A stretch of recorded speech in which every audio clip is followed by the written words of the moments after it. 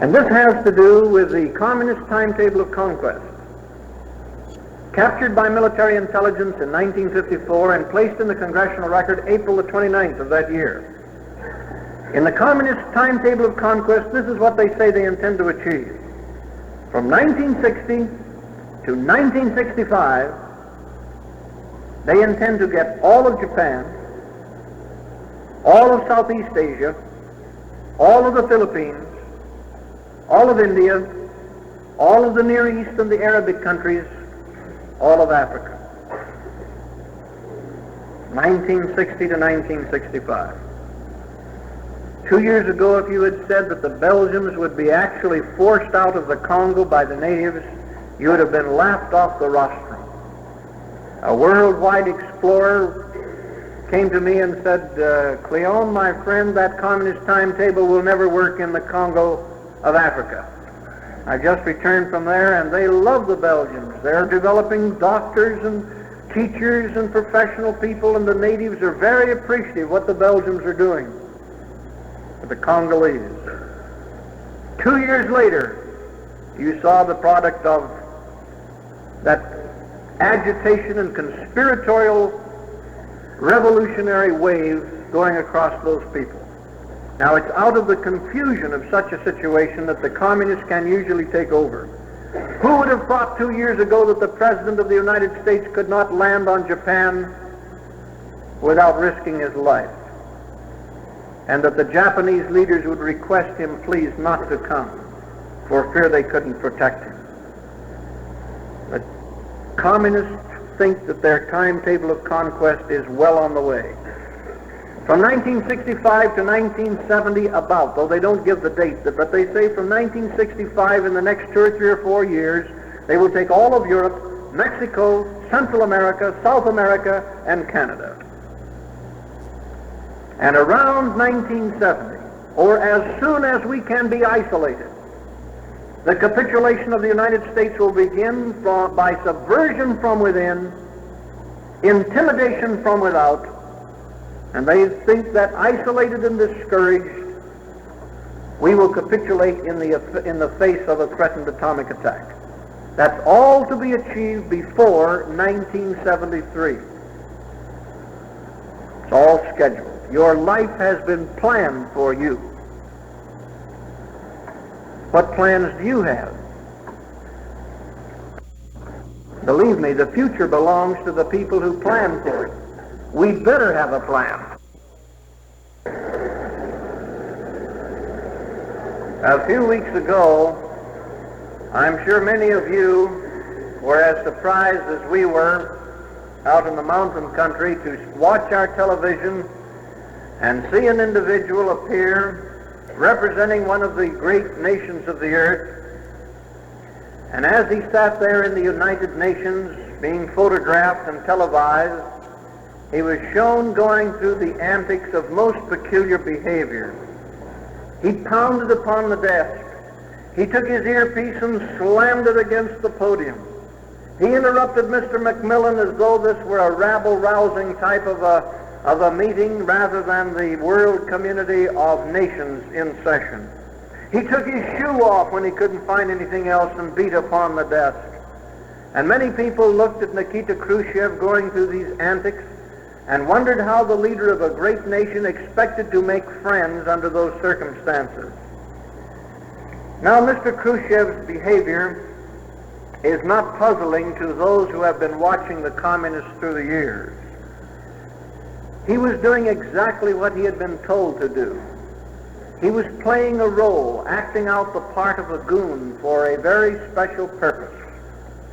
The last time this happened, and the last time the communist leaders behaved in this way, they created an image which got us into a psychological framework where we made a concession to them that resulted in the loss of 100 million people. We are being set up at the present time for a similar gesture or overture, which should become apparent very shortly. And so when Mr. Nikita Khrushchev behaves as he did in the United Nations, it was not accidental. You'll notice that Khrushchev's proposal to the West were identical with those that he's always made in the past. It's the standard communist package. May I mention just one or two of those in passing? Mr. Khrushchev proposes that we disarm. In fact, he suggests that everybody disarm, totally disarm, and that all of these resources be turned over to peaceful pursuits. Now, I know that actually if Mr. Khrushchev could totally disarm and feel that he could gain his objectives under disarmament, he would certainly do it. But the thing that impresses us as we look back through history is the fact that we are the ones who have disarmed. And those who have been the paranoid, criminal, imperialistic powers have not disarmed even when they have agreed to do it. During the 30s, the United States reached a point where it was one of the weakest military powers among the major powers of the entire world. The experts say that it was our disarmament during the 30s that allowed the imperialistic nations to rise up and begin World War II. And after we had won that war, after a frantic effort, we disarmed again. And we were on the way to becoming a rather weak military power in 1950 when we were suddenly alerted to the fact that we still had to stay strong to defend ourselves and our allies. So we are armed today as a result of the Korean War. Now, when Khrushchev came over a little over a year ago to see President Eisenhower, the president suggested to him that since he had 1.5 million more armed forces than we do, he might show his good faith by bringing their strength down to our level. And then the president said the UN can send in United Nations inspectors to watch us and to watch you, and we will reduce our arms together so that no one will be suspicious or afraid. Mr. Khrushchev's reply to the president after all of the translating was done could be summed up about this way. As he said, "We're very happy to hear you talking about disarmament. You go right ahead. And we will disarm too, but we are friends. You don't have to send UN inspectors. We will disarm. You can take my word for it." No, President Eisenhower said, "I don't think so." He said, "Unless we can have inspectors in there, we have found that when you make promises, you don't keep them. And we must have inspectors before our people could go forward with confidence." The plain truth is that Mr. Khrushchev couldn't disarm if he wanted to, unless he's willing to give up his position as dictator of the Sino-Soviet bloc. Nikita Khrushchev would be out of power that quick if he disarmed. He has 6 million armed men not to fight the West, but those 6 million, including 2 million secret police, are to keep his own people suppressed, to put down the food strikes that occurred a few weeks ago in Berlin, to put down the uprising in Russia that occurred last spring and that they tried to keep secret, to put down the uprising in Hungary that's all ready to go again in spite of the fact that they had 100,000 casualties just 4 years ago when they tried to enjoy self-determination. No, Mr. Khrushchev cannot disarm. If he tried to, there would be an immediate regrouping behind the Iron Curtain, and these individuals who constitute the Central Bureau would put another stronger man in position if Khrushchev showed such weakness domestically. Actually, the hierarchy of communism produces a group of gangster minds at the top.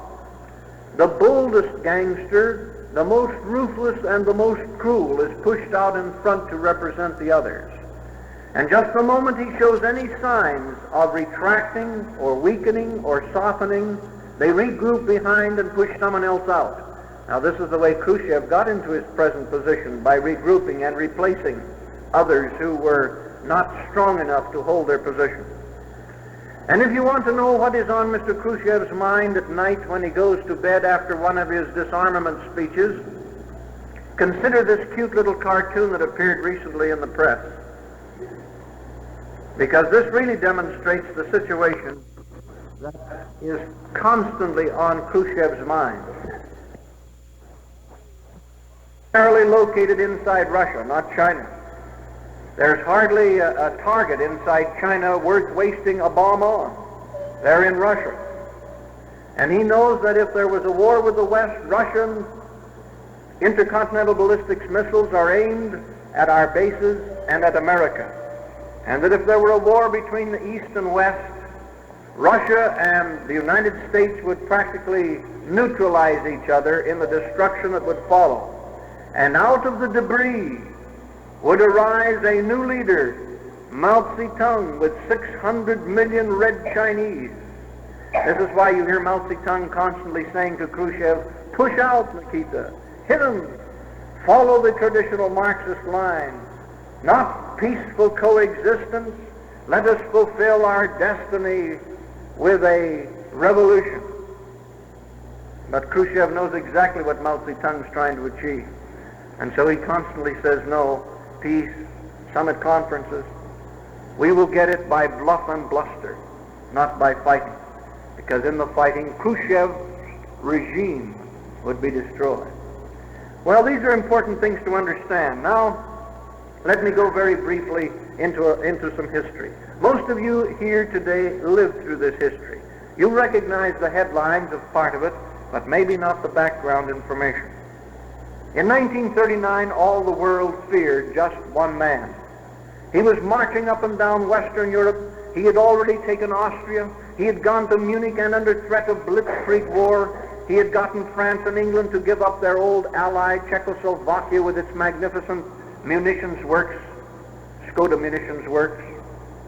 And now, after taking the German population in Lithuania, he was ready to take the German population in Poland. But he didn't dare touch Poland because Hitler feared a man. And while the world feared Hitler, Hitler feared Joseph Stalin. He was fearful that if he started his war in Europe before France and England rearmed, he would be stabbed in the back by the military might of the Russians. And so he made an overture to Joseph Stalin. He said, how about signing a neutrality non-aggression pact? So if I get in a war, you won't bother me. You get in a war, I won't bother you. At the very same time, the Japanese had risen in military might in the Pacific. The United States was one of the weakest military powers in the world at that time among the major powers. And Japan was anxious to get her war started in the Pacific, taking over the rest of China, the Malay Peninsula, and the Philippines before the United States got back on its feet. In fact, in their secret meetings, the Japanese military leaders even talked about the possibility that maybe the United States could be taken. But they feared the Russians, with whom they had fought from 1903 to 1905 for Manchuria. And so the military leaders in Japan were saying to Stalin and his associates, wouldn't you like to sign a neutrality non-aggression pact? So if we get in a war, you will not bother us, and if you get in a war, we will not bother you. Stalin saw himself in 1939 in a magnificent strategic position. And so he called in his associates and said, do you know that by starting World War II, we probably could become the world dictators in our lifetime? This is what I'm going to do. I'm going to turn Hitler loose on the West with a neutrality non-aggression pact. He should be able to take Western Europe in about 18 months or 2 years. I will then turn the Japanese loose on the Pacific, which will ultimately involve the United States. That war will amalgamate with the European war. These capitalist nations will fight themselves into exhaustion, and when they do, Soviet troops will move in and take all of them with practically no resistance. This was the strategy, as Joseph Stalin took complete credit among his own associates for triggering World War II. On August the 23rd, 1939, Joseph Stalin, through a representative, signed a pact with the Germans. That's all Hitler needed, was the removal of this balance of power which Russian forces represented. 8 days after that pact was signed, the bombs began falling on that heroic little country of Poland. Within a month, she was going down in defeat. Within 3 months, she had capitulated. Russia came in at the last moment and gobbled up the eastern end of Poland and said to Hitler, now you can have the West with the German population. When that part of the war was over, Hitler felt free to turn his panzer units and head for the Maginot Line to take the rest of Europe. That was in 1939. By 1941, Hitler had done almost everything Stalin said he would do. He had Western Europe flat on its back, with only little England surviving by sweat, blood, and tears. Now Stalin said, I will trigger the war in the Pacific. He did it with the exact same technique. He reached out on April the 13th, 1941, and signed a neutrality non-aggression pact with the Japanese. That's all the Japanese needed. They prepared their attack in the Pacific, and it struck 9 months later. Now Stalin said, after signing the Japanese pact, let's just sit back and let her roll. World War II is on its way, and when the capitalist nations have weakened and destroyed one another, we will take them all over and establish the communist dictatorship. But Stalin did not have that prerogative.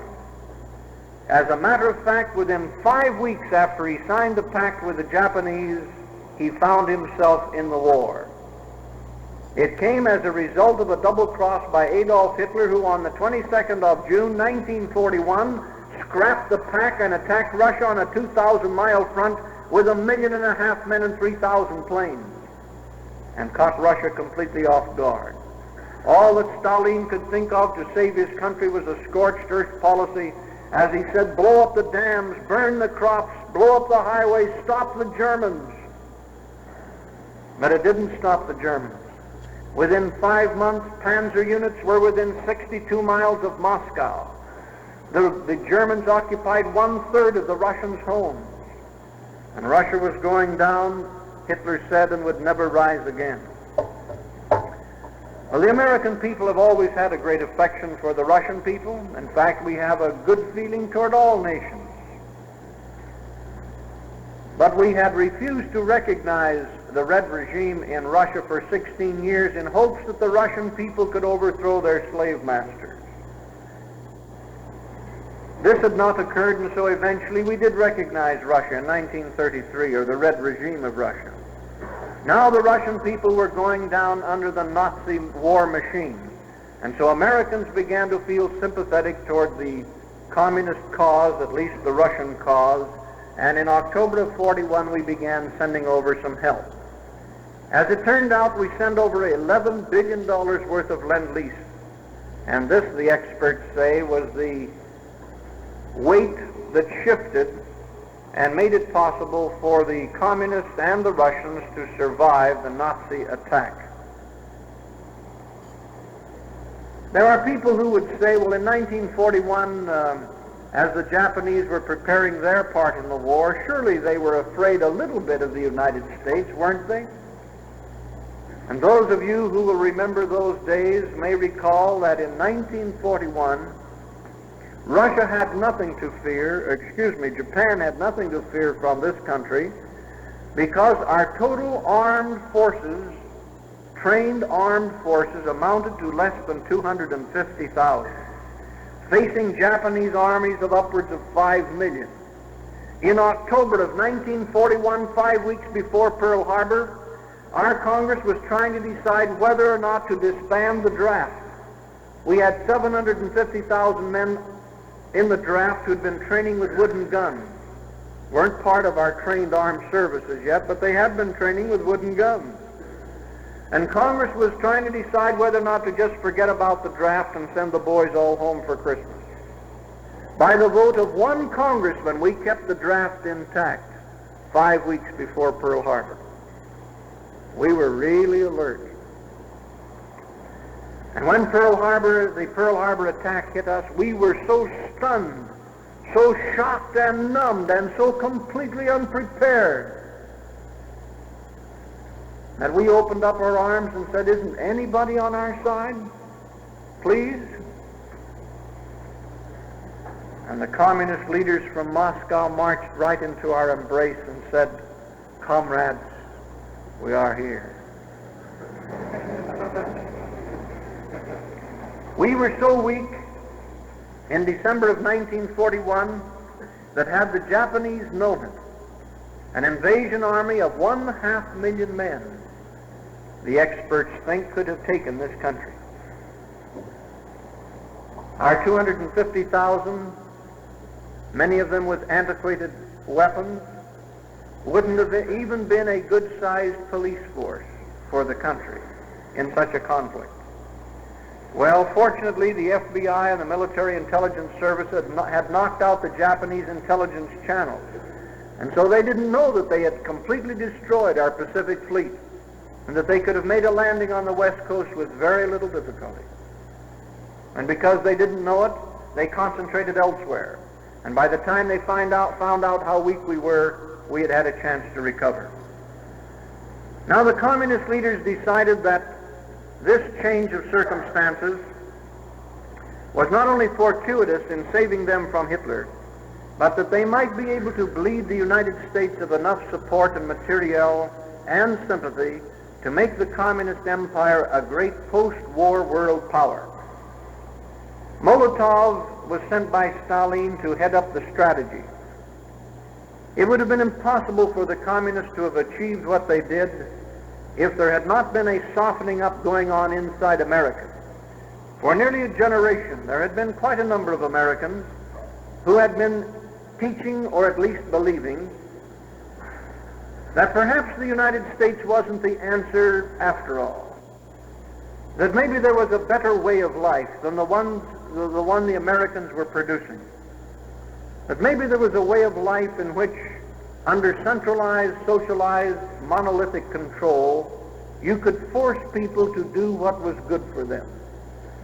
It was this philosophy that was being taught in some of our schools, and it was also being taught that Russia was the pioneer in this great new venture in economy and political and social life. As a result, a sympathetic attitude had been built up in certain circles. As a matter of fact, the Communist Party had become tremendously strong during the 30s in the United States. Many of its members had been moved over into the Russian intelligence network, men like Whittaker Chambers and others that I shall mention in a moment, American communists who were working for Russia. Then there were individuals who were sympathetic but not part of the network.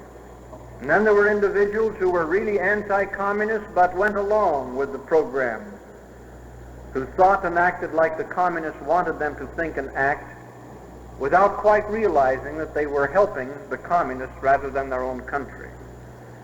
So there are these three echelons, and they exist today. The hardcore planners, the hardcore conspiratorial international group, whether they have citizenship in Canada, England, the United States, Mexico, Cuba, it doesn't matter. They actually owe their loyalty, as they have testified before congressional hearings, to the great motherland of communism, which is Russia. There's the second group where some of the hardcore people dominate, but where a lot of fellow travelers go along. That's another level, where they have legal tools that do the work of the underground party. And then you have the third echelon of people who think they are anti-communist and anti-socialist, but actually do the work and think and act like these people want them to. This had its impact during World War II. One of these individuals that occupied one of these echelons was in the White House, second in command on the administrative staff, named Harry Hopkins. Harry Hopkins was very bold about his position. He was one of the hardest working men in Washington. He won the confidence of the president. When the president had problems, Harry Hopkins would go out and do it almost better than anybody. But in his philosophy, he had a feeling that the communists were fighting a great cause for all humanity. He constantly considered himself the best friends the communists had in the United States. As a result, when they came to him for help, they found a real friend. And Harry Hopkins started out sharing with the Russians everything that he could possibly get his hands on to share with them. For example, when the copper was finally mined for the rewiring of our bombed Pacific Fleet, it was Harry Hopkins who took it away from the Navy and gave it to the Russians. It covered 16 square acres on Long Island and stayed there until the end of the war. And other copper had to be gotten for our Navy. In 1943, Harry Hopkins knew about the development of the atomic bomb. He secretly and surreptitiously, by his own admission, in a letter at least that was seen by an Army major, obtained all that information he could about the atomic bomb in 1943 and shipped it to the number 3 man in Russia. That letter was intercepted by an American major at the Russian Lend-Lease base in Great Falls, Montana. This major, whose name was Major Jordan, also found about 50 black suitcases on one of the Lend-Lease planes, just loaded with espionage data. Major Jordan grounded that plane and flew to Washington. He reported to the State Department, was referred to the White House, was referred to Harry Hopkins. He was almost court-martialed for holding up that plane. It was released and went to Russia intact. All of this has come out in congressional hearings, but very few people know about it. One of those things that just doesn't seem to get around, and that's why we included some of these things in the Naked Communist. Almost immediately after that, he telephoned Major Jordan and said, "Now some chemicals are coming through. You are not running this war, Major Jordan. You let these things go through as I send them." And so 4 plane loads of chemicals came through, which congressional hearings have discovered turned out to be 1/2 of the entire refined uranium supply in the United States as of 43 and 44. More than enough to construct one atomic bomb. These are the kind of things that happen as a result of fuzzy thinking. As General Groves later testified, why, if I had known that we were losing that precious uranium, refined uranium material, I would have told the entire country it would have been like losing 16 Hope diamonds. It was the most precious commodity we had. But Harry Hopkins was fulfilling his promise made to the Russians in a speech at Madison Square Gardens in 1942, when he said, "Everything America has, we will share with you." This was at a pro-Russian or at a Russian Soviet rally. "Everything America has, she will share with you. A second front, yes, and a third, a fourth, a fifth front if necessary. And the day will come when millions of people will thank the Great Red Army for their freedom." This is the way he really felt about it. Well, now, in spite of all the help that Harry Hopkins and others provided for the Russians, they were not able to construct an atomic bomb until 5 or 6 years later. But even if they could have constructed an atomic bomb with all this help as early as we did, they couldn't have set the thing off, because America hadn't invented the detonator yet. We got our bomb developed and then couldn't set it off. The development of the detonator was one of the most important devices that came out of that inventive period. When we did invent the detonator, the communist leaders said to their network, "Get it. Get it from America." The order went to 2 American citizens living in New York, Julius and Ethel Rosenberg. Ethel Rosenberg's brother, David Greenglass, was working at the atomic energy bases in Los Alamos and Oak Ridge, Tennessee. They put so much pressure on that boy that he finally capitulated and drew a sketch of the lens device and took additional information and turned it over to a go-between named Harry Gold, who turned it over to the Rosenbergs, and it finally got into the communist network. This is how the communists gained control of all that was necessary to set up the great and terrible weapon of World War III. Now, the FBI didn't get jurisdiction over atomic espionage and a chance to investigate these cases until the war was over. As they began to find out how the communists had gotten hold of the atomic secrets, they first of all had a break in the Igor Gouzenko case in Canada. This led them to the Klaus Fuchs case, the man who was in charge of atomic energy development in England. This in turn led to the David Greenglass case at Oak Ridge and Los Alamos. That led to the Harry Gold case, and that then led to the Rosenberg case. As a result, that case was tried, and the Rosenbergs were convicted during the Korean War, a war that would never have started had not the Russians been able to obtain and develop the secrets to the atomic bomb. When they were convicted, they stood up for their sentence before Judge Kaufman. Now, I want you to remember this scene if you can, because there's a wave that goes across America every few years, which is kind of a hate campaign against a particular religion or a particular people, and this does not become America at all. There are some Jewish people that have been involved in espionage, as there have been British people, American people, Danes, which happens to be my nationality. They've been involved too. But just because some of these people have been involved, there are those who have said everybody who belongs to that same religion or same race is equally bad. This, of course, is not true. And it shows immaturity when we partake of one of these hate campaigns as they arise in our midst against any religion or any people. And so I want you to remember this scene as Ethel and Julius Rosenberg, both of Jewish tradition and background, stand up before a judge of the same tradition and background, Judge Kaufman, and listen to this American Jewish judge talking. As he said approximately this: "For many weeks I have spent sleepless nights studying the record and studying the law, trying to find some excuse for sparing your lives.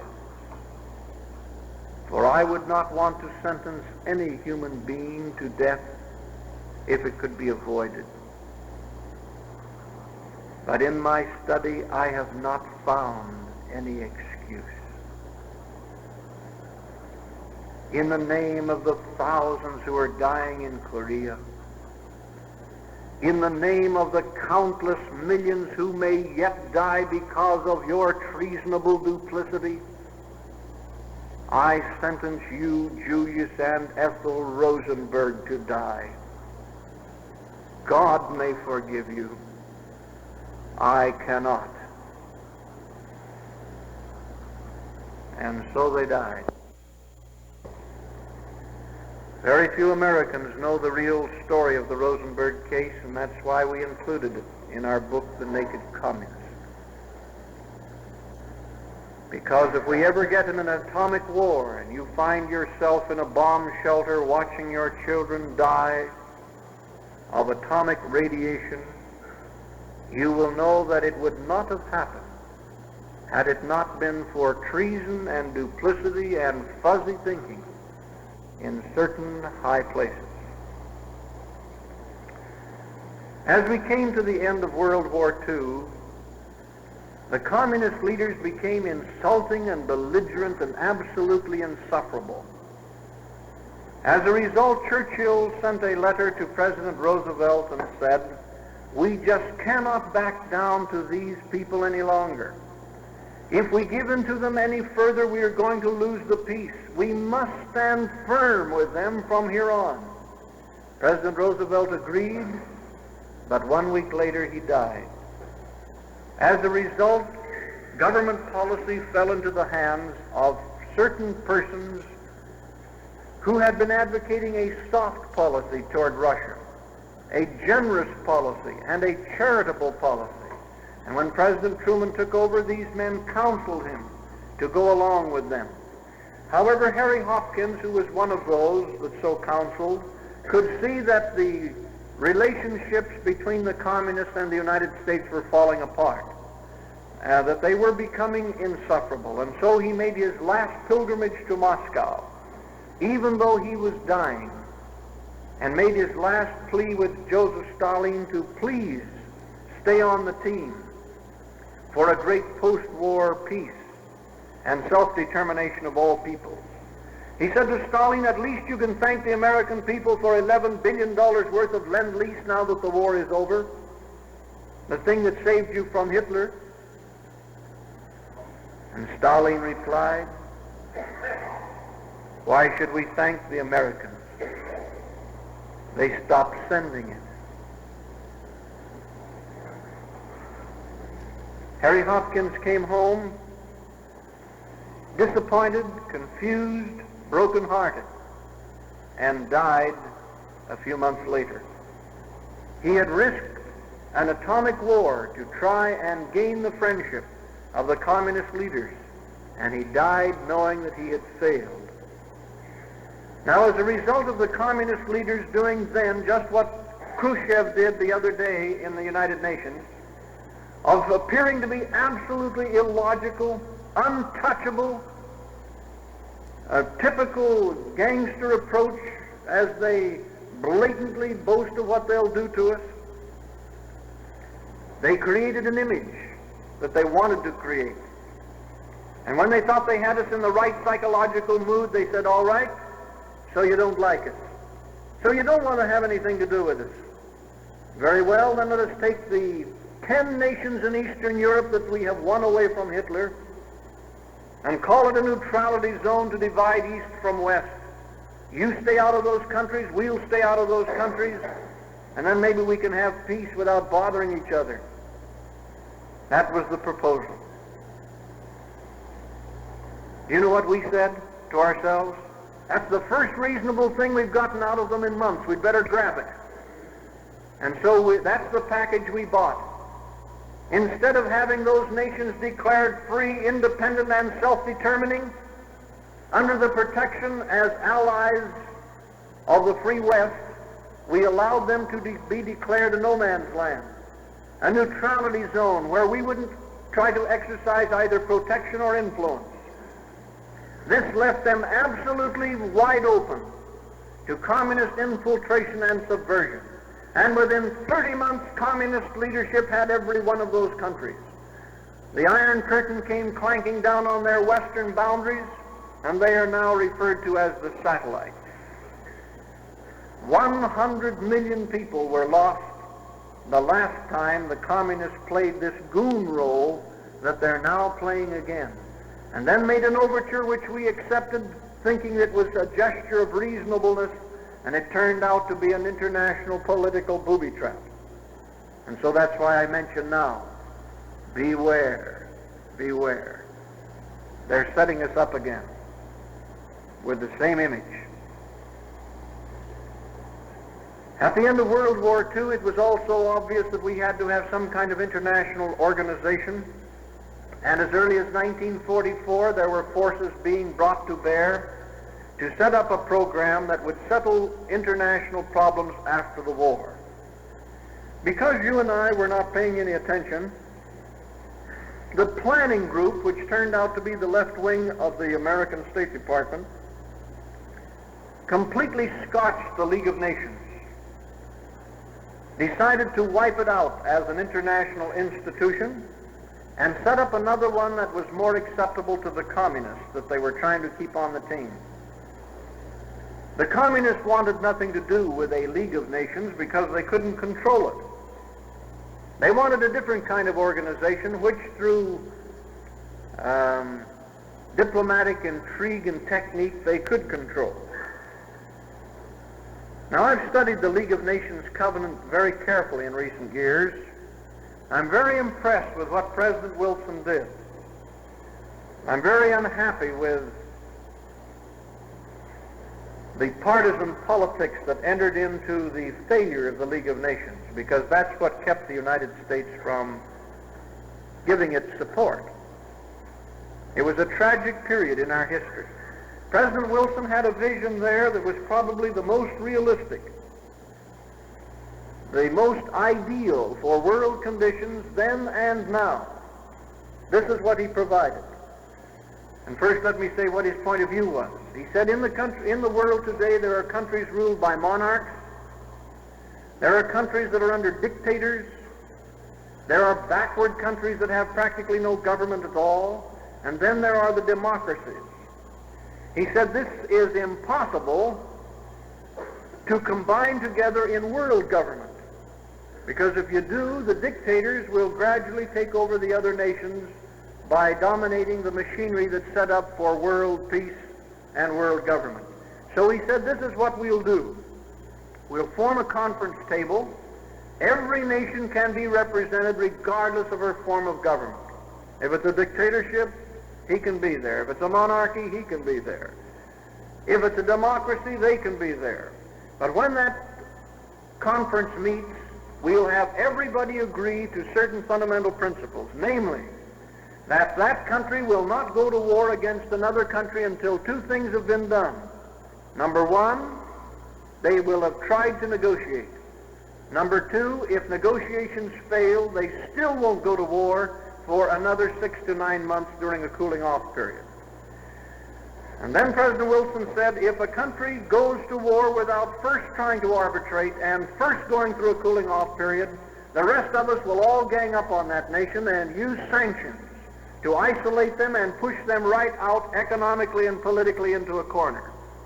We will not allow war to be used to solve problems anymore unless at least these two steps are first satisfied. It was a great system. It was never used. Not once was it ever really used. And so in 1944, it was called a failure. And in 1944, at Dunbarton Oaks, the left-wing branch of the American State Department spearheaded another completely different program, violating most of the things that President Wilson had warned about. They said, we will set up a world government. We will get every nation to give up a bit of their sovereignty to the world government. And then we will set it up on a basis where we have equal representation, equal voting, equal opportunity to speak. And with that general framework, the United Nations was formed. Now, the United Nations structure is very interesting. In this audience, I would be interested to see if anyone's had a chance to get a hold of the UN Charter and read it. Any of you had that opportunity? Anyone here read the UN Charter? Well, now, this isn't unusual, and you shouldn't necessarily be embarrassed. This is typical of the whole country. We celebrate UN Week, nobody's read the Charter yet. And it's time that we found out what kind of an operation the UN is. Because I believe in the idea of a United Nations for peace. But I would very much like our people to get better acquainted with what we have been saddled with, which you notice does not work to achieve the things that the League of Nations was intended to achieve, nor that this was supposed to achieve. Here is what they gave us. And first you should know that it was prepared under the direction of an individual who has since been identified under sworn testimony, a man who is identified as not only being a communist, but being the one American who gave more information to the communist network during during the period that Whittaker Chambers was the Russian courier than any other American spy. His name, Alger Hiss, who later denied that he was a member of the communist espionage network, said he'd never met Whittaker Chambers. And then Whittaker Chambers remembered that 10 years ago he'd hidden a film up in a dumbwaiter, an elevator in New York in an apartment. And he went up there and the film was still there. Didn't know whether it was any good, if it were developed or not, but he took it down, hid it in a pumpkin, and so that in case he was attacked or killed, they'd be able to find it there. And inside that pumpkin, these papers were held, you remember, for a short time. And when they were developed, there was the handwriting of Alger Hiss, there was his typing, some of the top secret documents from the White House, State Department, and Military Armed Services. Alger Hiss was therefore sentenced to a federal prison sentence for denying that he was a member of the communist Russian network. Well, it was this person that was in charge, that was the executive secretary of the committee that prepared the UN Charter. A lot of people participated in it, but there was a guiding hand all the way through until this is what we got. A General Assembly in which each nation has representation, in which each nation has a vote, in which each nation can speak. And now the genius of the plot. On security matters, the General Assembly was not given one iota of legislative power. The General Assembly can't even discuss international problems involving war and peace except by the permission of the only legislative body in the UN, which is the Security Council, a non-representative, undemocratic little power block that was given all legislative authority on security matters and the veto power besides. Now, it wasn't easy for Alger Hiss to get the veto power in. The communists demanded it as early as 1944. Alger Hiss prepared the charter without the veto power. And this is the way it was finally negotiated so that we got the veto power in there. The communists demanded it. Alger Hiss assured them that if it could be done, it would be done. The communists said they wouldn't even play on the team without a veto power. They weren't going to get boxed in. So Alger Hiss used this psychology when he went over to the American Senate. The senators immediately realized that this wasn't a League of Nations, this was world government that was being set up, and we were actually going to turn over some of our sovereignty to them. We were going to commit ourselves, our armed services, our boys, our money, to take action in certain situations whether our Congress wanted to or not. That was done in the UN Charter. And so these senators said, well, if we're going to have world government, this is bad, including a communist dictatorship, because they can probably use democratic processes to outmaneuver us sometime.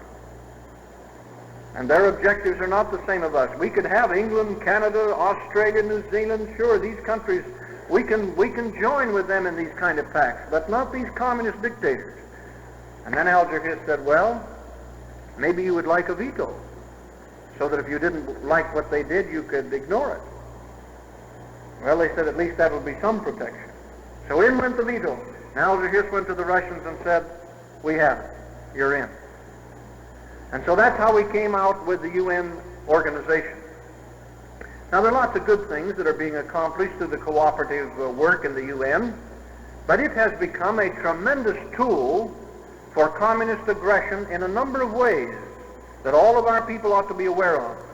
And one of them occurred just a few weeks ago. Because we are saddled under the UN Charter, I want you to notice an indignity to which we were subjected that we would not have been under the League of Nations. We could have done something about it in the League. An American plane was flying over the open seas. Communist planes took off and shot it down. Several boys were killed, 2 were captured, which the communists are still holding. The ambassador of the United States in the United Nations immediately rose up and said this is an act of aggression and war against the United States. An American plane has been shot down. Some of its occupants have been captured, and we demand that there be an accounting. The communists said that plane had penetrated our territory, and we shot it down within our own right. The American reply was, that plane was under constant electronic surveillance, was never closer than 30 miles to the Iron Curtain, and we can prove it and would like to do so. We therefore demand an investigation by the UN to impartially and fairly determine responsibility in this particular tragedy. And they all decided, after discussing, it would be a good idea to have an investigation. Let's find out who's responsible and whether or not the United States was at fault or was Russia at fault. It goes through the Security Council. Everybody feels that this action should be taken, feeling that it's reasonable. When Russia says, there will be no investigation, we veto.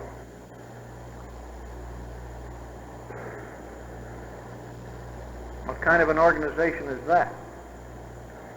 When we meet together as a world community of nations, when everybody discusses and decides that there certainly should be some reasonable inquiry made as to who was responsible, and after their opinion and expression goes up to the Security Council, and there's an agreement there, one nation can repudiate, wipe out, and repeal the expressed will of all the other member nations by using the veto.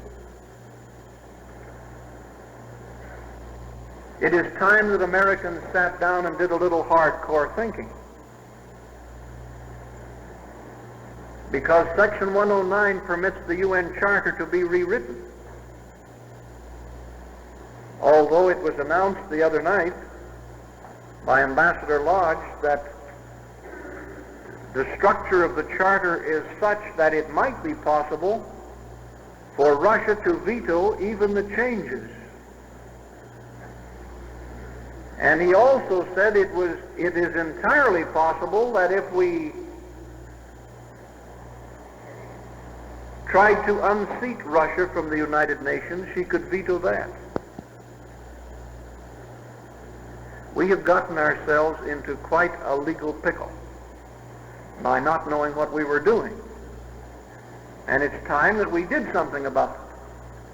There are several things that can be done, but I wanted you to just kind of keep in mind what the UN represents. It's a problem at this time to us. And there are those that are advocating the repeal of the Conley Reservation. I don't know how many of you have heard about it or not. A friend of mine the other day, we were discussing this, and he said, you keep talking about the Conley Reservation. What tribe lives on it? And I said, well, it isn't quite that kind of a reservation. That's the reservation that was set up in 1946 when we adopted the UN World Court, in which we said we don't want this court interfering with our domestic affairs. And we will decide what are our domestic affairs. In other words, we will not allow ourselves to be sued without our consent, which is true of every independent, sovereign people. You can't sue the state of Nebraska without its consent. You can't sue the United States without its consent. This is one of the elements of sovereignty. And now if you repeal the Conley Reservation, that court could immediately decide that the Panama Canal, that the communists are so anxious to internationalize, is an international problem, not a domestic problem, even though we own it outright. And we could be forced into that court without the Conley Reservation and could lose the canal. We could be forced to discontinue any atomic experiments in the South Pacific because they would say that these atomic experiments were international and not domestic. Everybody should know a little bit about the Conley Reservation, too. Well, now you know about the UN problem. I discussed it at quite some length in The Naked Communist. I am a member of the UN Association. I am not against the UN idea. I am categorically opposed to the UN Charter the way it is presently written. I hope enough of our people will become concerned, agitated, and alarmed about it so that we can correct a very serious error which was made under the direction of people whose loyalties to the United States are definitely questionable.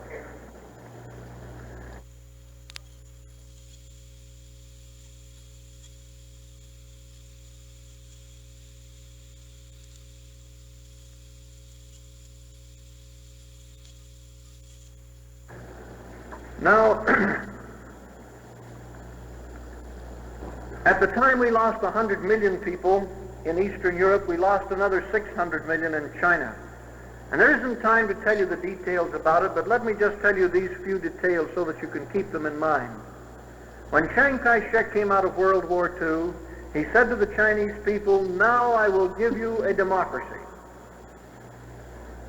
Now, there are a lot of people that say that Chiang Kai-shek was a terrible man and so forth. Well, Owen Lattimore had that assignment, according to congressional testimony, of discrediting Chiang Kai-shek. He got it from the Communist Party, got the assignment from the Communist Party in 1937 to discredit Chiang Kai-shek. And a lot of that propaganda caught on. Some of it may even been true. I don't carry any brief for Chiang Kai-shek. He never pretended he was an angel. But whenever I hear anybody say, well, the communists probably improved China after Chiang Kai-shek took over, then I know I'm talking to a person who hasn't studied the situation. Because here's what happened. Chiang Kai-shek said to the people, "We stayed together during 25 years of conflict and war. Now we are ready to form a democracy. I am going to call a constitutional convention." And he did call a constitutional convention. And then a constitution was written, copied after the United States. Most of it was written by my former colleague at Brigham Young University, Dr. Wu. That constitutional convention adopted this document, and it became effective Christmas Day, 1946. Now, why didn't the Chinese get a chance to live under it? When your children ask you about this, we of this generation cannot be proud of the answer. Here's what happened. Right during the Constitutional Convention period, the Red Chinese came down out of Mongolia, having been armed by the Russians, and began to take over Manchuria as the Russians retreated out of it. You remember the Yalta Agreement allowed the Russians to take over this richest part of China that the Japanese had industrialized. The Russians took most of that industry with them when they retreated, and then turned the territory over to Red Chinese armies. Chiang Kai-shek went up and said, "Look, this is all part of China. You people can't have this. You can elect your representatives, but this is all part of China." No, the Red Chinese said, "This is our territory. We hold it by force of arms." Then Chiang Kai-shek says, "I'll take it away from you by force of arms. This belongs to China and is to be the heart of the great new economy of China." And so they began to fight. The next thing Chiang Kai-shek knew, General Marshall was at his side. Popular American General Marshall, under orders from the left-wing branch of the American State Department, to order Chiang Kai-shek to stop fighting. "Cease fire," said General Marshall. Well, Chiang Kai-shek says, "Tell them to cease fire. They're the ones that started all this. I want them to come in and participate in representative government. They're using force of arms." And so General Marshall said to the Reds, "Cease fire." And they did for several weeks. And then they rearmed with Russian help and began fighting again. Chiang Kai-shek said, "Uh-oh, got to go up and put out the fire." General Marshall said, "No, I have orders for you not to fight." Well, Chiang Kai-shek says, "Then tell them to stop it too. They see they've broken the truce." So General Marshall said, "You've broken the truce. Stop fighting." They paid no attention to him. And then in the next few months, they took over practically all of Manchuria by force of arms. And all this time, Chiang Kai-shek was being held down under an order from our State Department. Finally, Chiang Kai-shek said, "General Marshall, you know how much we appreciate you people and how much we respect you, but these are my people, and this is my land that's being conquered. I cannot wait any longer. I must liberate these citizens." And so he went up, and in a matter of about 5 months, drove the Red Chinese practically back into Russia and Mongolia. Took it over almost entirely, liberated the people, turned around and said, "Now we'll go forward in our constitutional representative government," when the very worst thing that could have happened did happen.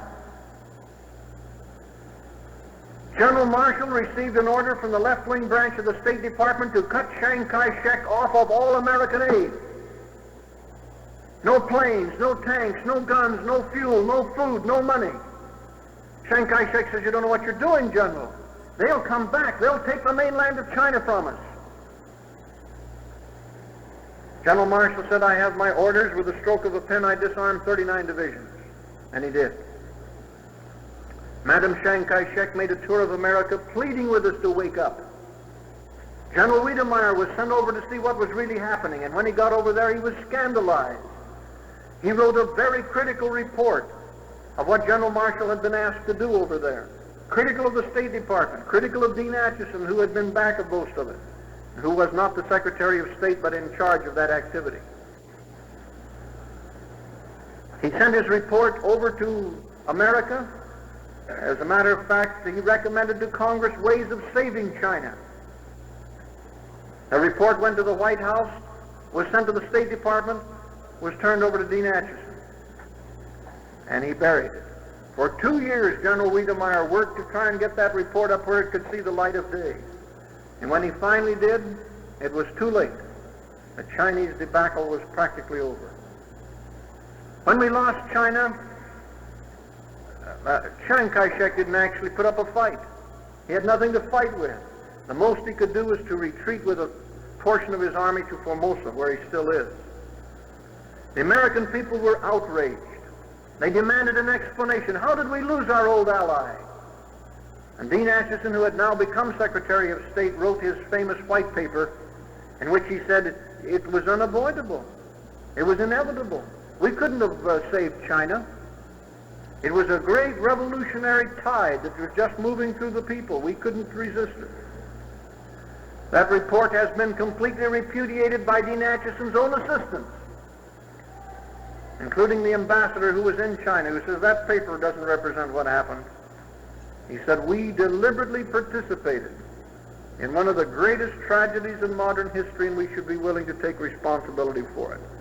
The truth of the matter came out in a statement of Owen Lattimore, technical advisor to the State Department and good friend of Dean Acheson, who let it slip out later on that we must let these countries fall, but not let it look as though we pushed them.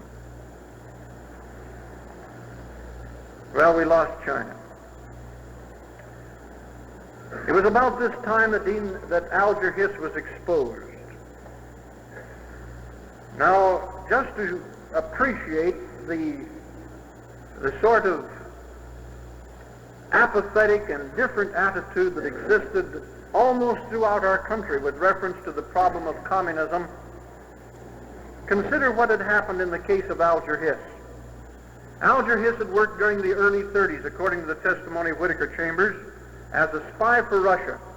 No matter which department he worked in, he used that office to collect highly confidential information that he put into the network. By the time he reached the State Department, Whittaker Chambers was the main Russian courier. And Whittaker Chambers said Alger Hiss would turn over so much material to me from the White House, the Armed Services, and the State Department, it kept 2 photographers going day and night to photograph it. Whittaker Chambers finally decided that he'd made a mistake. In fact, one day he was feeding pablum to his little girl in his Baltimore apartment. And he got to watching her ear. Then he thought of her eyes. And he said to himself, could that have come about by just accumulated accident? Or is there a master intelligence governing things? And as he watched this little girl's ear, he said to himself, that couldn't have come by accident. And then he tried to thrust it out of his mind. This was bourgeois thinking. But it kept coming back. And finally he said to himself, I've been defrauded. For 17 years I worked for something that is a fraud upon the human race. And so he finally disengaged himself. And as he came up to bear witness, he thought he would go right to the president of the country.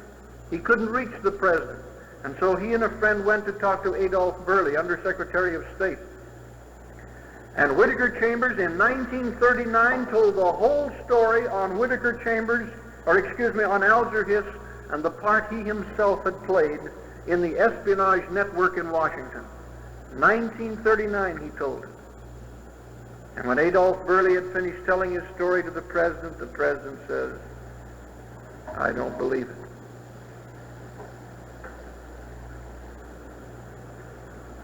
Adolph Burley went back to Whittaker Chambers and said, the president doesn't believe your story.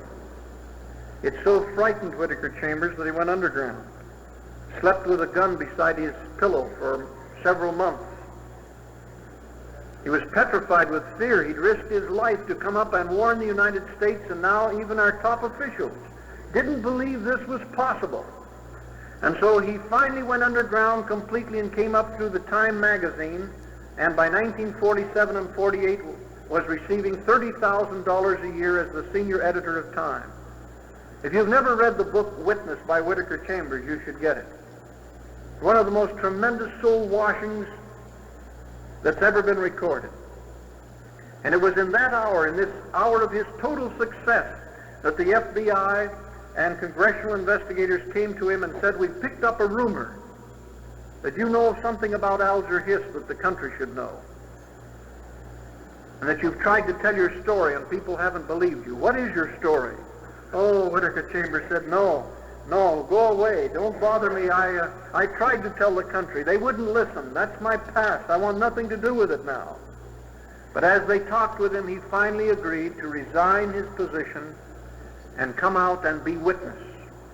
And he said, to be a good witness, I've got to tell you everything about myself, how bad I was myself. And so he did.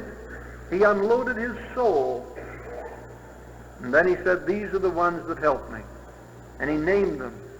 Dozens upon dozens of high governmental officials that had crept up through the ranks of communism and had been utilized in the Russian espionage network. By 1948, the people of the United States had heard about Alger Hiss. And Dean Acheson, his very good friend, law partner of Alger's brother, Donald Hiss, though he was Secretary of State, and though this information showed that a great crime had been committed against the American people, Dean Acheson said, I will never turn my back on Alger. This again to me seems like fuzzy thinking. But no one should have been confused, no matter how fuzzy their thinking, by 1950. We'd had the Berlin blockade, we'd had the arrest of the 11 top communist spies or communist leaders in America and their conviction, convicted of trying to overthrow our government by violence. And so I have no logical explanation for what Dean Acheson did in January of 1950. As he stood up in the press club in Washington and announced that neither Formosa nor South Korea were any longer within the perimeter of defense of the United States, and that if either of those little countries were attacked, they would have to defend themselves or depend upon the UN. Those of us who were studying at the time said, why, that's almost like asking Moscow to go ahead and attack, which she did 6 months later. And she hit the weaker of the two, South Korea, first. And it was at this time that Owen Lattimore let it slip that we were going to let these countries fall, but not let it look as though we pushed them.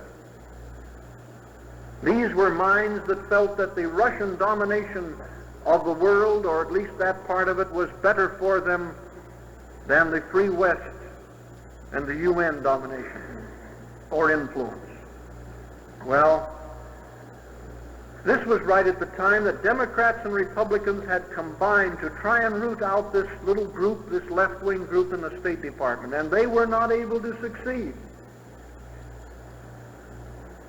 It would be a great mistake for us to ever get into a quarrel on a partisan basis about who was responsible for these things. When a conspiratorial group starts operating in the country, they creep into high places regardless of which party's in power. Now, I was in Washington and watched Democrats and Republicans combine to try and stop the conspiratorial work of that group, even to the extent of holding up their salaries. But by one machination or another, they stayed in power. When the attack hit us on Korea, President Truman had the good sense to override his left-wing advisors and ordered General MacArthur in to save as much of Korea as possible. I don't have the time to tell you the details of that war. It is included in the book, which explains what really happened behind the scenes in the Korean conflict. It was one of the worst wars America ever fought, and was a tragedy for 137,000 American youth who were casualties in that war. They were so demoralized that many of them, when they were picked up, were easy victims of communist brainwashing. And I've heard some of the reports very critical of our military services because the boys were able to be brainwashed. But the plain fact is that the way that war was being run, you would have been subject to brainwashing. You would have felt demoralized and discouraged. And maybe some of you were in that war. I had a number of friends who fought in it. They would fight for 3 miles of territory, lose their buddies getting it, and then the State Department would say, for reasons of our own, we want that 3 miles given up. And then they'd hold the line a couple of weeks, and then the order would say, now take those 3 miles again. And once again you lose your buddies trying to get it, and then the State Department would order that it be given up because of something or other. This happened over and over again on the Korean front. Congress passed legislation giving aid to our boys over there, and practically all of it was diverted by Dean Acheson and his group to Europe. The Korean War was fought with very little equipment and very little material and support. Well, these are just a few of the details about that war that you should know. This is what happens when you're not looking, when you're not paying attention, and when national affairs are being run by people who are not being required to account to the people daily for what they're doing. In my estimation, if the American people had known what was happening, we never would have lost China. And we certainly would have fought a different kind of war in Korea. In 1953, we came out of the Korean War after Stalin's death. Stalin died March the 5th, as I recall, 1953, and the new hierarchy in Russia told the Red Chinese to get out of the war before they baited the Americans into attacking the mainland of China. And Russia assured the Chinese that if she were attacked by the United States, she'd be on her own. She'd have to fight that war without any help from Russia. The reason was Russia was about to explode internally. Every one of the satellites were in a depression and ready to rise up, as the Germans later did and fought Russian tanks with their bare hands and rocks, as they did in Hungary, as they tried to do in other countries. That was Russia's problem. Do you know today she cannot withdraw Russian troops from any of the satellites because the local armies would rise up against communism if they had a chance? That's Russia's problem. That's why she has to remain armed. Well, by 1953, we had a new Secretary of State. Now, John Foster Dulles is an interesting person because he used to belong to this group that we kind of refer to as the left-wing group of the State Department. John Foster Dulles went along with them on most of the things they'd been doing, up to a point where he suddenly realized we were being sold a bill of goods. And when he became Secretary of State in 1953, he switched from a rather soft, appeasement, socialized, centralized point of view, which he had rather fostered and encouraged, over to a position of firm co-resistance, not coexistence, but co-resistance against communism. And he announced the policy of resistance economically, politically, and where necessary, militarily. And he set out to achieve the toughest one first, military isolation of the communist bloc. From 1953 to 1955, he built an atomic curtain 20,000 miles long right outside the Iron Curtain. And the communists were quite upset. The Iron Curtain was supposed to just keep us out. Now we had an atomic curtain that kept them in. This was not good, they decided. Khrushchev, who was rising to power by 1955, said to his associates, "We've got to penetrate the atomic curtain one way or another." And he said, "I think the best way is to prove that the Americans don't have the stomach to use their weapons even if they have a reason to." He said, "If I can prove that, we will be able to take over the neutral countries and press forward and ignore the atomic curtain. I don't think the Americans have the stomach to use it." So he said, "I'm going to test it." And he started the testing, the laying of the foundation for that testing as early as September 54. He went down and he said to the Chinese, "I want you to test the atomic curtain." The typical communist approach to a problem. He said to Mao Zedong, "I want you to go through the atomic curtain, attack Formosa, and liquidate Chiang Kai-shek." Well, Mao Zedong said, Chiang Kai-shek is an ally of the United States. The Americans might fight. No, Khrushchev says they won't fight. They're paper tigers. That's all the Americans are. They're paper tigers. They will not fight. I can guarantee it. And in his own heart, I think he said, "And if America does fight, I'll fight her back, down to the last Chinaman."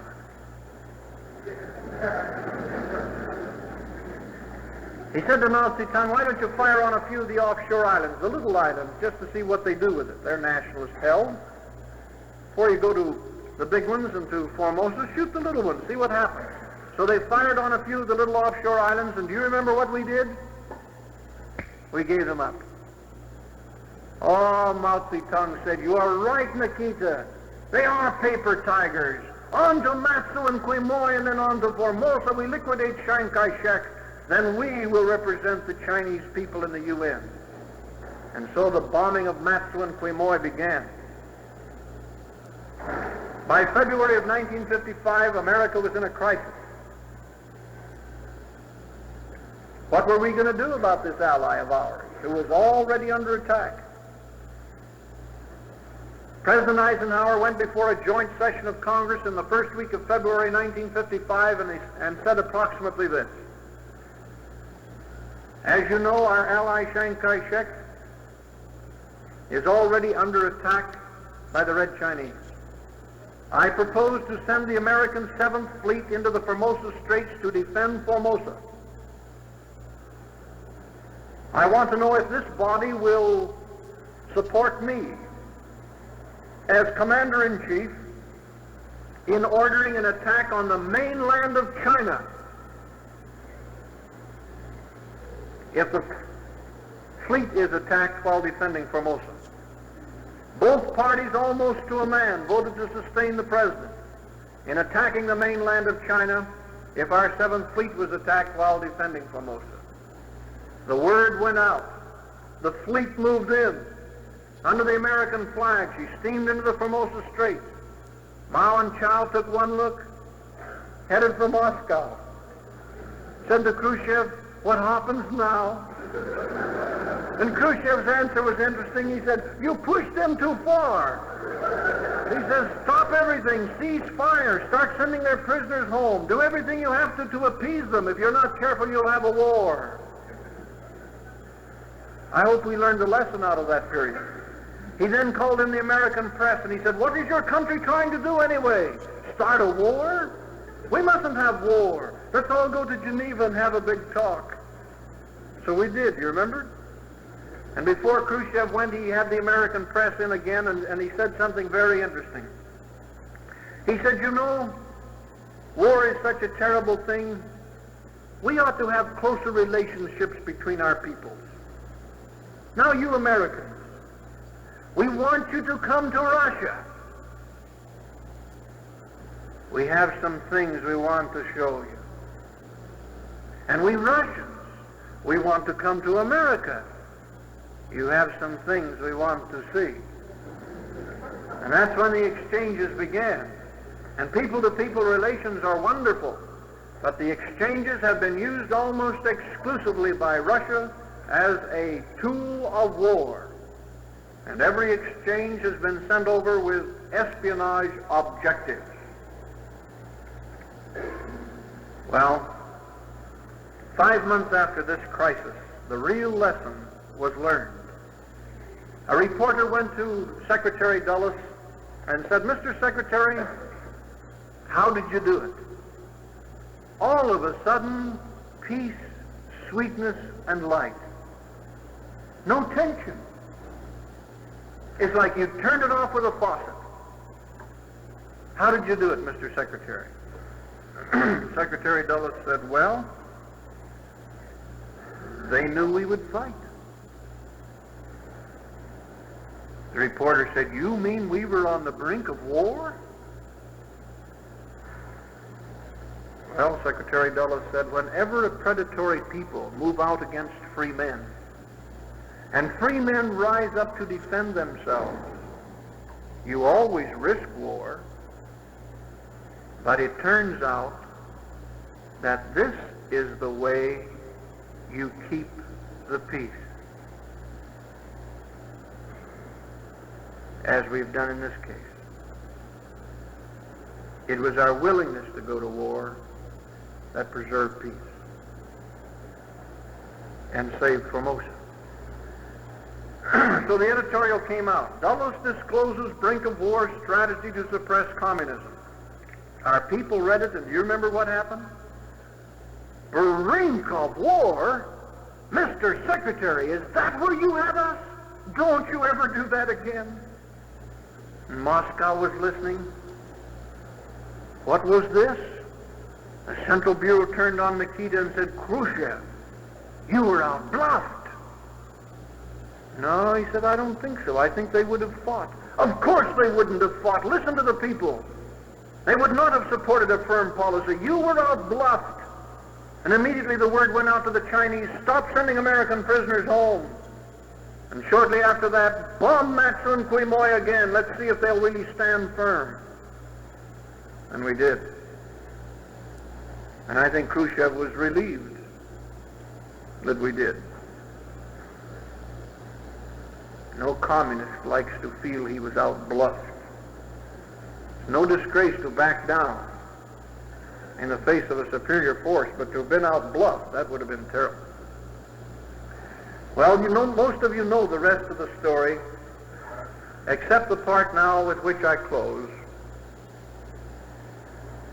And this has to do with the communist timetable of conquest, captured by military intelligence in 1954 and placed in the Congressional Record April the 29th of that year.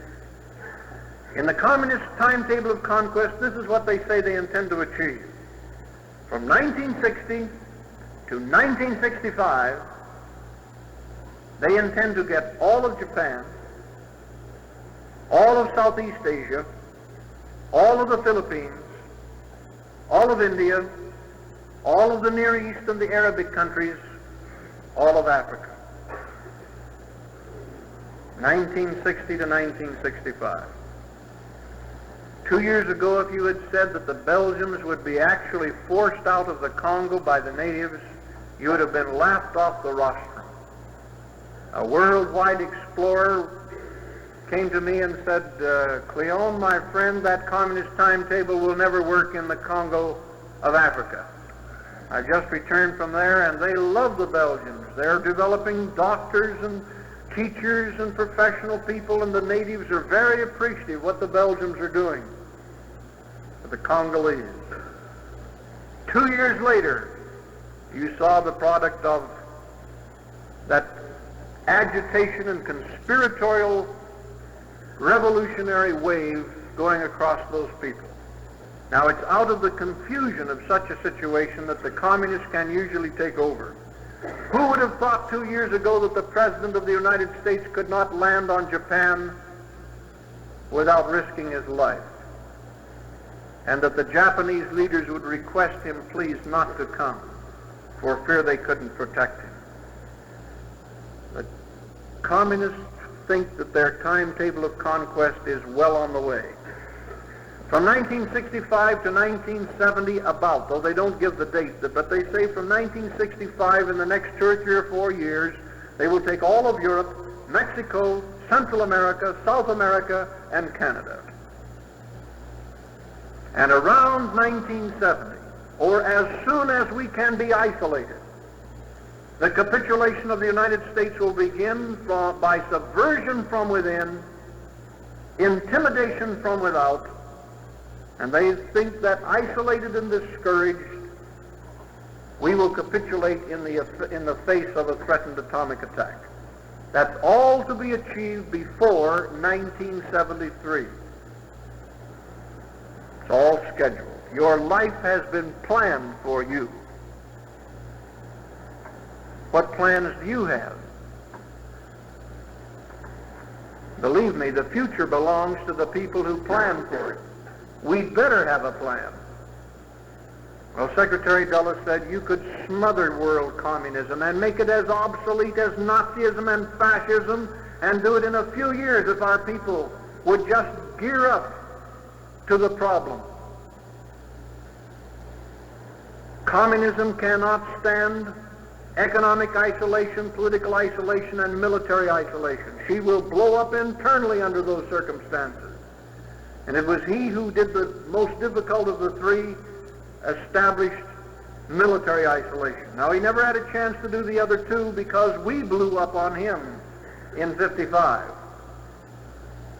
Now we've got to go back and cinch up, repair our fences, because we've got a job to do. There are so many pressures, peaceful pressures, we could start putting on the communists, and we're not using hardly any of them. Mostly because our leaders do not feel the people will support such a position.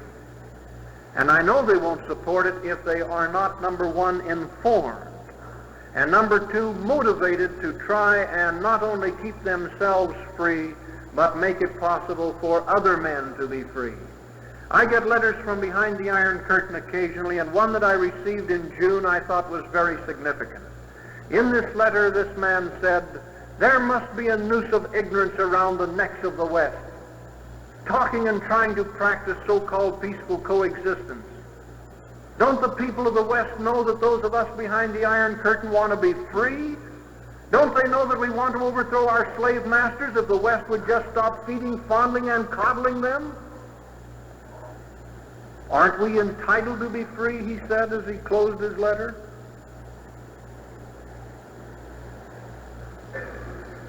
These are the kind of minds behind the Iron Curtain that are creating food strikes in East Germany, agitating in Russia itself, and all they need is a little hope from the West, which is a voice of firm co-resistance on all fronts.